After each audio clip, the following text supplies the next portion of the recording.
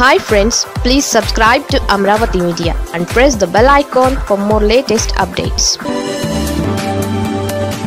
చంద్రబాబుకు వ్యతిరేకంగా జగన్ భారీ యాక్షన్ ప్లాన్.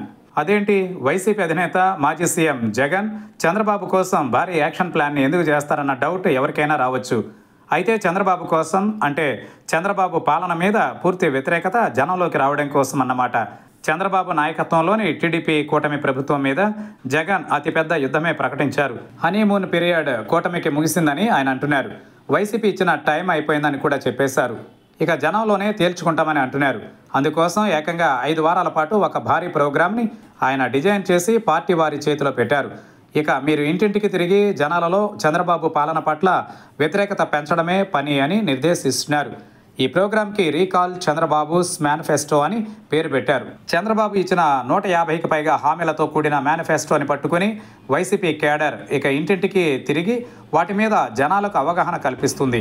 ఆ మీదట ఈ మేనిఫెస్టోలో అంశాలు అమలు చేయాలని డిమాండ్ చేస్తుంది. ఇక ఈ కార్యక్రమానికి సంబంధించిన క్యూఆర్ కోడ్ను కూడా జగన్ ఆవిష్కరించారు. ఆ క్యూఆర్ కోడ్ మొత్తం చంద్రబాబు ఎన్నికల ముందు ఇచ్చిన హామీలన్నీ ఉంటాయి. వీటిని ప్రతి ఇంటికి వెళ్ళి అక్కడే ఓపెన్ చేసి జనాలకే వాటి మీద అభిప్రాయ సేకరణ చేస్తారని అంటున్నారు. మీకు ఏ పథకం అందింది అని వాకప్ చేస్తారు. అంతేకాదు గత 5 ఏళ్ల వైసీపీ ప్రభుత్వం హయాంలో అన్ని పథకాలు అందాయి. ఇప్పుడు ఏడాదిలో పథకాలు అమలు కాక ఎంతటి నష్టం ఒక్కో ఇంటికి వచ్చిందో లెక్కలతో సహా వివరిస్తారని అంటున్నారు. ఇక 2024 నుంచి పథకాలు చంద్రబాబు ఇస్తామని చెప్పారు. ఏడాదిగా ఇవ్వలేదు. ఇప్పుడు అరకొరగా అమలు చేస్తున్నారు. దీనివల్ల ప్రతి ఇంటికి ఎంత బాకీ ఉందో పూర్తిగా జనాలకు విడమరిచి చెప్పాలని కూడా జనాలకు చెప్పి వారి నుంచే చంద్రబాబు మీద ఒత్తిడి పెంచాలని జగన్ పార్టీ నాయకులను కోరుతున్నారు. ఇక వైసీపీ టెక్నాలజీతోనే చంద్రబాబును ఎదుర్కోవాలని చూస్తోంది. ఎలా అంటే వైసీపీ తయారు చేసిన క్యూఆర్ కోడ్ని ప్రతి ఇంటికి వెళ్ళి అక్కడే స్కాన్ చేస్తే మొదట 2 సార్లు చంద్రబాబు ఎన్నికల మేనిఫెస్టో అలాగే బాండ్లు వస్తాయి. ఇక 3వసారి చూస్తే కనుక ఆ కుటుంబానికి పథకాలు అందక ఎంత నష్టం వచ్చింది, కూటమి ప్రభుత్వం ఏడాది కాలంలో ఎంత బాకీ పడిందన్నది పూర్తి వివరాలతో వస్తుందని అంటున్నారు.